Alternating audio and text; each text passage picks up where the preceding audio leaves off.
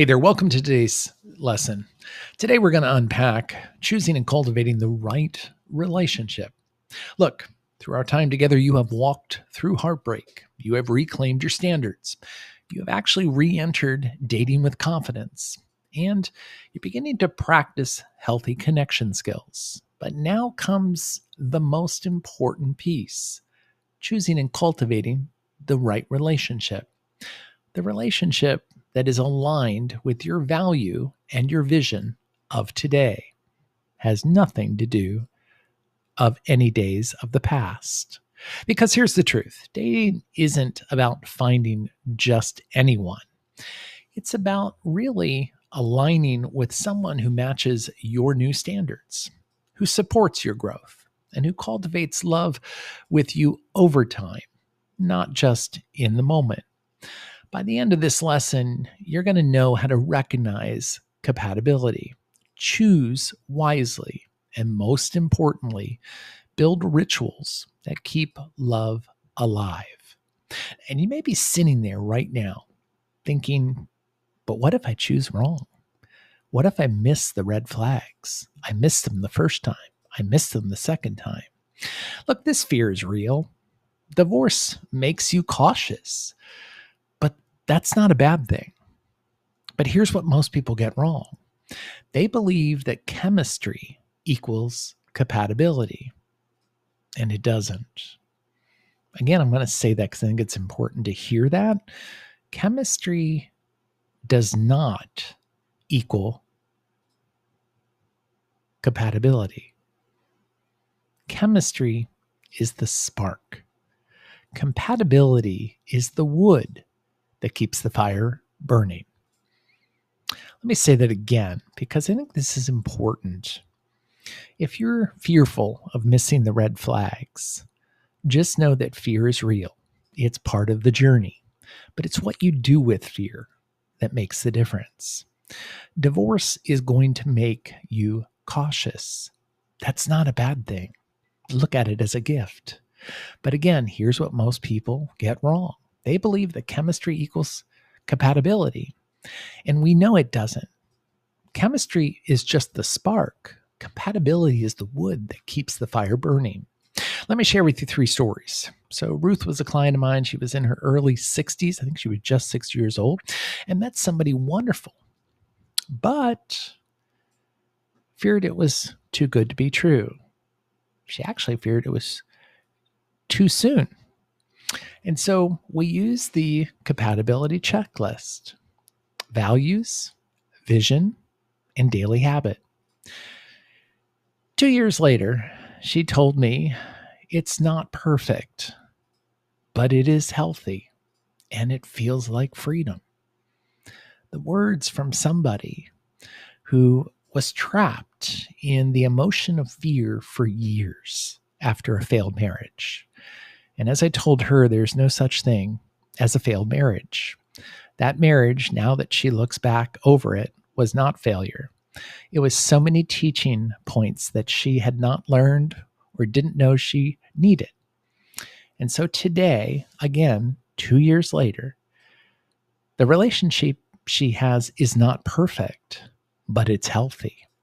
And she, for the first time, feels freedom being around someone else every day. Think about Goldie Hawn. So Goldie Hawn and Kurt Russell have been together for decades, but they never got married. And their secret? Look, they have a daily ritual. It's something that they follow. They don't divert from it. And they have priority: laughter, support, and they have a shared purpose. It is proof that cultivating love is about practice. It has nothing to do with paperwork. And here's the everyday scenario. I call it the watering can. Picture a plant.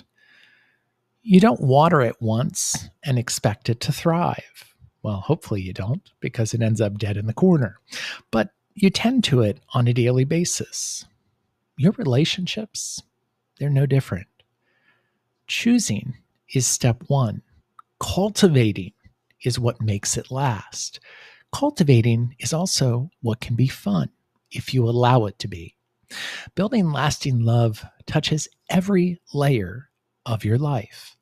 Emotionally, it's about looking for emotional safety, the freedom to be fully yourself. Mentally, it's about aligning on values and vision of life. Behaviorally, it's about practicing rituals that nourish the bond that you're creating. Relationally, it's about surrounding yourself with healthy couples and supportive friends. Energetically, it's protecting your shared energy with joy, gratitude, and play. And environmentally, it's about creating a home environment that feels like your own personal sanctuary as a couple. Now, you may be sitting there listening, going, okay, this sounds good. This sounds possible, but I'm scared. I'm scared that if I mess up again, I'm going to create the same mistakes. When that thought comes up, what do? Well, we notice what we're noticing it. We give ourselves a pat on the back. Step one, we notice a thought that we never really took notice of before. And it's a thought that had basically been telling us a story that wasn't supporting us, and it definitely wasn't allowing us to expand. So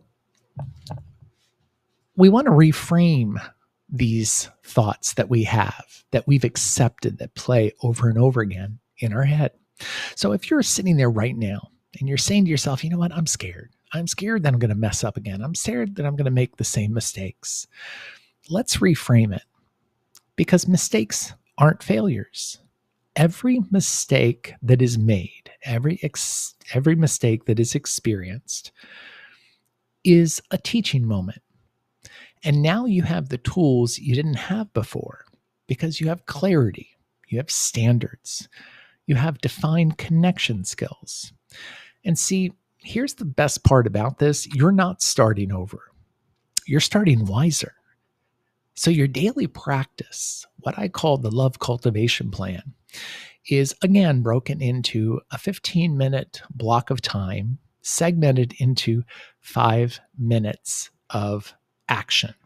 So your first 5 minutes, again, is green flags. I want you to write down 3 green flags you noticed in someone you are or you were dating, and the qualities you want to look for. I'm going to say it again. I want you to write 3 green flags you've noticed in someone that you are dating or have dated, or the qualities you want to look for in your future date.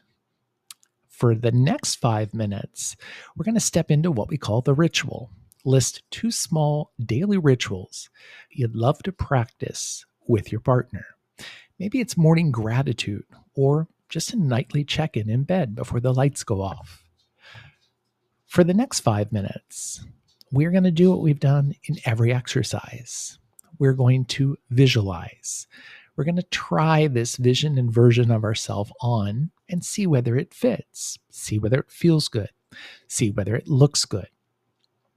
You're going to journal what healthy love looks like for you.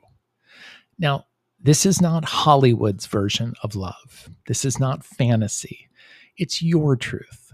This is your blueprint for lasting love. And to help you in support of this so that we can anchor this into your recode is I want you to repeat this phrase with me out loud. I choose love that nourishes me. I choose love that nourishes me. Now, if you didn't say it with me, this is an opportunity. This is your invitation to say it with me, but say it with conviction. Say it with conviction like you really mean it. I choose love that nourishes me.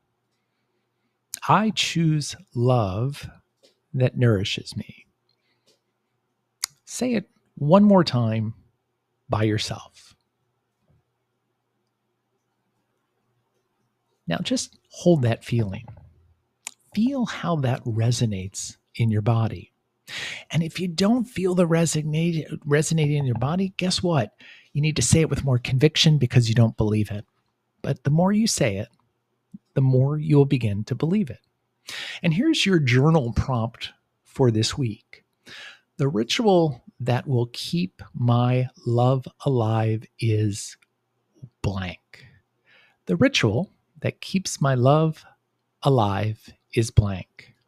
And as always, feel free, if you're invited, but if you feel invited, to share it in our midlife community under the tag or hashtag cultivate love. Let's fill that space with the idea for rituals that grow love daily, not only for you, but it gives inspiration to others.